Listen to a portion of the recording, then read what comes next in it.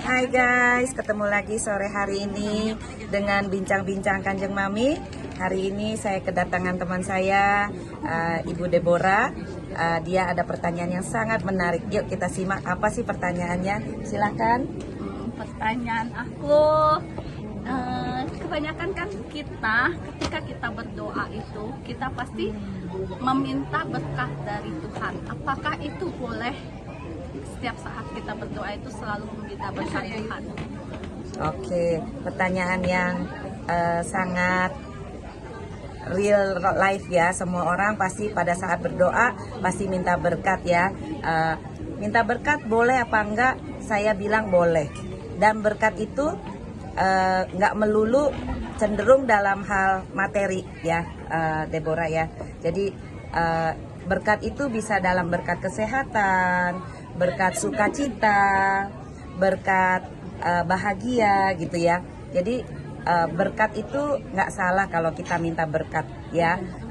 Mungkin maksudnya Deborah di sini adalah berkat materi ya.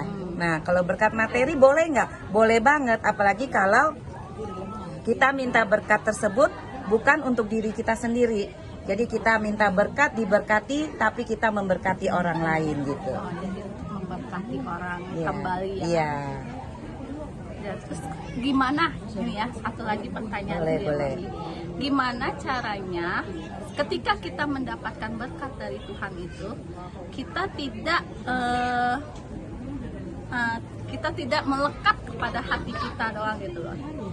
Jadi kita nggak kayak jadi egois, jadi sombong ataupun jadi tinggi hati seperti itu. Oke, jadi kembali yang seperti yang tadi saya bilang ya, pada saat kita meminta berkat, tujuan kita apa? Pada saat kita meminta berkat, tujuan kita hanya untuk memperkaya diri kita sendiri, itu pasti salah. Dan pada saat kalau tujuan kita itu, tentunya Tuhan pasti nggak akan berkati gitu. Karena Tuhan memberkati kita untuk menjadi saluran berkat buat orang lain juga gitu.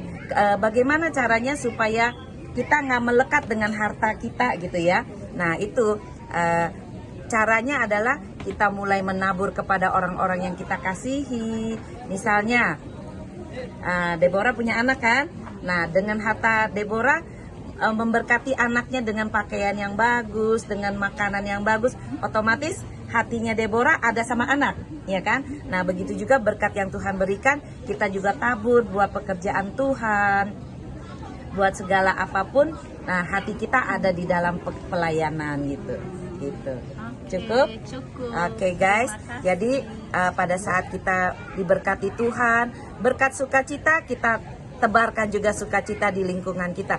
Berkat kesehatan kita lakukan dengan kesehatan yang Tuhan berikan untuk melayani Tuhan. Berkat materi, berkati orang-orang sekeliling kita, keluarga kita, pekerjaan Tuhan dan lingkungan kita gitu. Pada saat kita menabur kepada mereka, otomatis hati kita ada sama mereka. Oke guys, God bless you all.